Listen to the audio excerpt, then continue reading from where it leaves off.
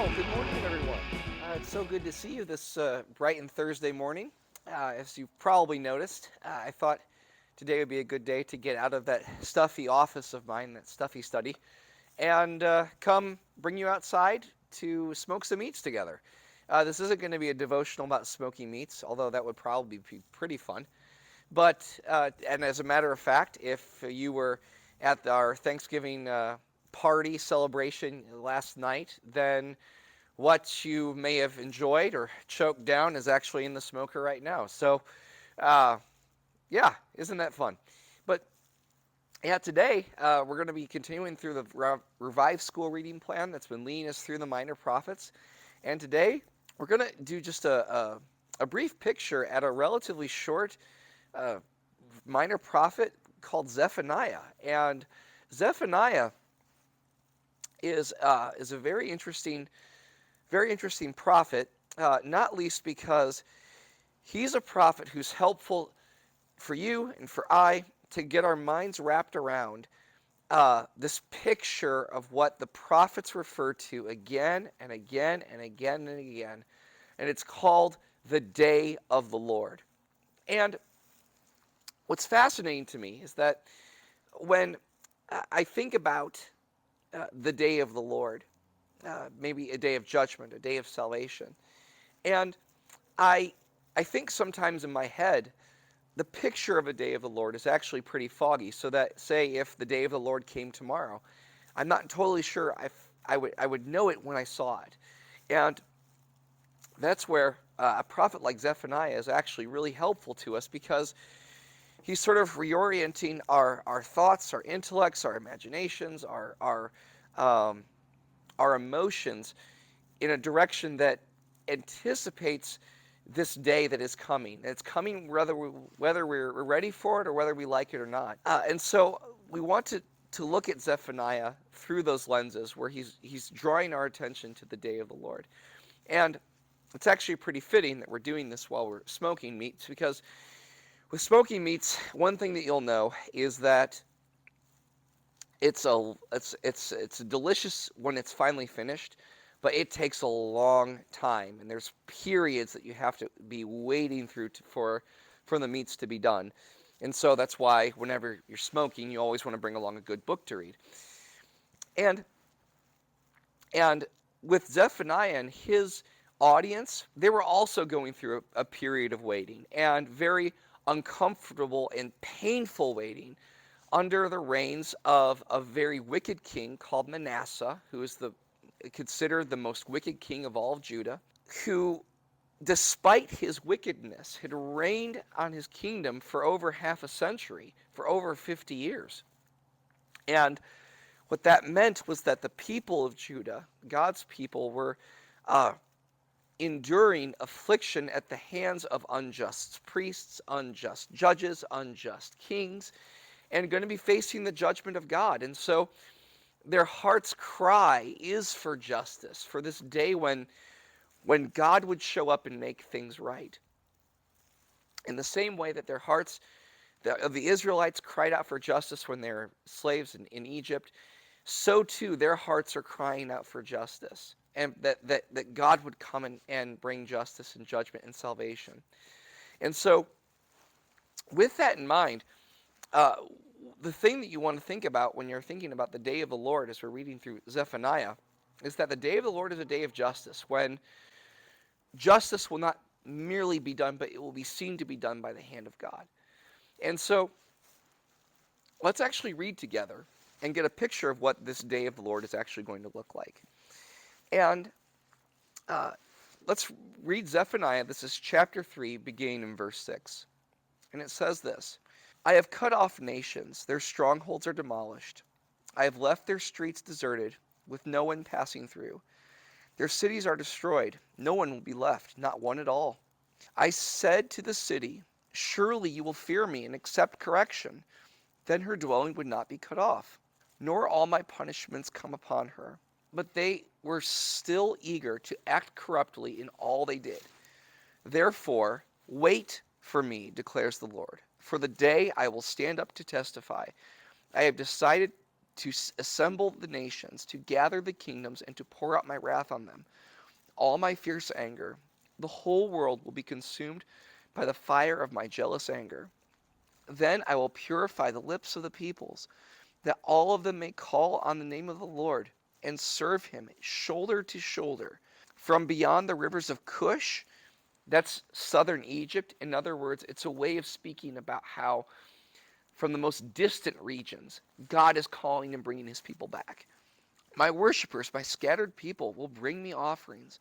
On that day you will not be put to shame for all the wrongs you have done to me, because I will remove them from this city. Those who rejoice in their pride, never again will you be haughty on my holy hill. But I will leave within you the meek and the humble who trust in the name of the Lord. Interesting that talking about the meek and the humble being left behind sounds an awful lot like Matthew chapter 5 in the Beatitudes. Jesus is talking about the meek who will inherit the earth. And what's interesting about this picture that I want us to grasp is that in order for justice to be done and God showing up, what's truly happened isn't about God coming up and taking sides between one party or another, but rather justice is seen to be done when God arrives and people are choosing his side. When I think about my need for justice, it's not about God conforming to my imaginary thoughts and standards of justice, but rather seeing God and responding to him in humility so that my standard of justice is in accordance with his. And so, please excuse me. I have to tend to the meat, so hold on one second. What's important for us in this stage is that even as our hearts hunger for justice, that our hearts should also hunger indeed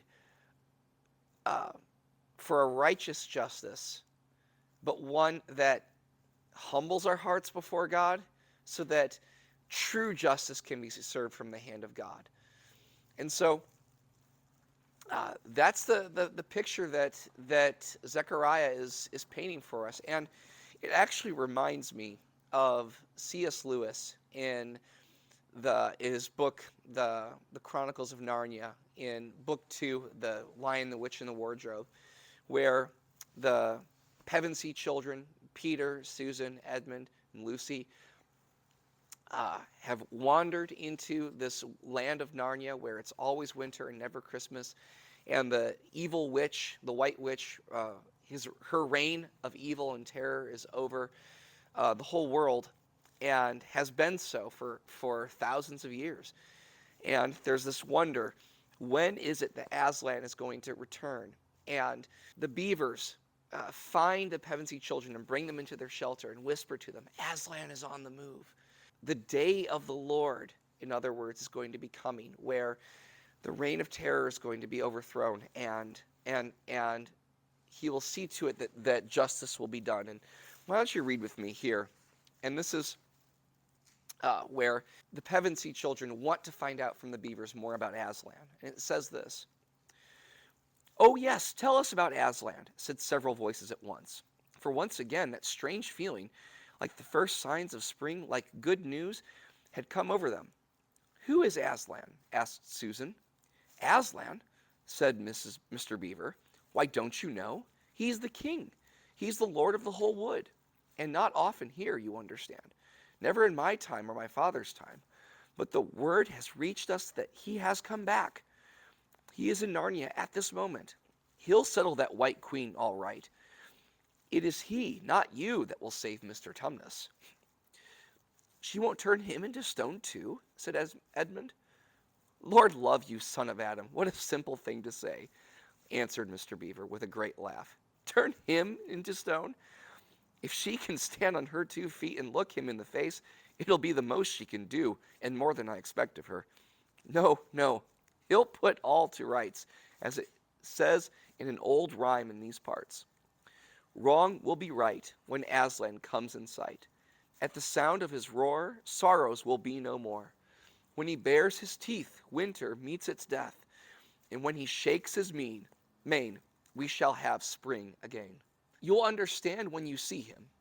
But shall we see him? Asked Susan. Why, daughter of Eve, that's why I've brought you here for. I'm to lead you to where you shall meet him, said Mr. Beaver. Is he a man? Asked Lucy. Aslan, a man? Said Mr. Beaver sternly. Certainly not. I tell you, he is the king of the wood and the son of the great emperor beyond the sea. Don't you know who the king of the beasts? Aslan is a lion, the great lion. Oh, said Susan, I thought he was a man. Is he quite safe? I shall feel rather nervous about meeting a lion.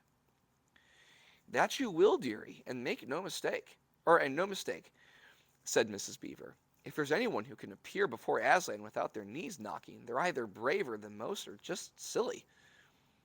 Then he isn't safe? Said Lucy. Safe? Said Mr. Beaver. Don't you hear what Mrs. Beaver tells you? Who said anything about safe? Of course he isn't safe, but he's good. He's the king, I tell you. I'm longing to see him, said Peter, even if I do feel frightened when it comes to the point. That's right, son of Adam, said Mr. Beaver, bringing his paw down on the table with a crash that made all the cups and saucers rattle. And so you shall.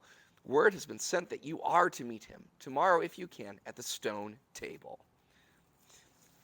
So I think that's enough of C.S. Lewis for now, but I think Lewis captured well what the day of the Lord is going to be like, when wrongs are going to be made right and that justice will be done. And I hope that our hearts long for that day when God sets wrongs to right and justice and righteousness flows like a mighty stream, as Amos said. So thank you so much for joining me outside here. As you can probably see, I'm getting pretty cold and my voice is getting raspy. It's probably because of the coffee, but I pray God bless you and keep you. I'm so privileged that we have these opportunities to study the Word of God together and set our hearts on Him. So God bless you. Take care, and I'll see you next time.